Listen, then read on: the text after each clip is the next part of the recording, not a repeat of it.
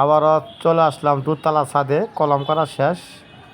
দেখেন বন্ধুরা, কেন্দুয়া বাজারে কলম সব কি করে করা শেষ হয়ে গেছে।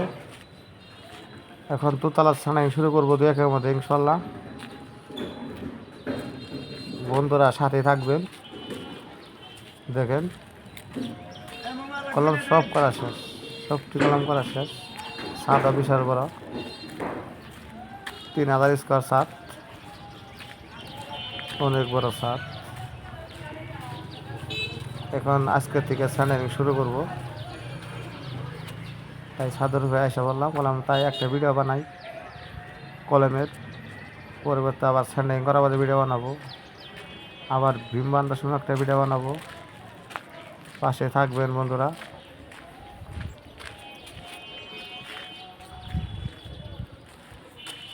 এই যে মোটামুটি এই যে সিঁড়ির ড্রেস ছোট কলম হলো সিঁড়িগুড়া।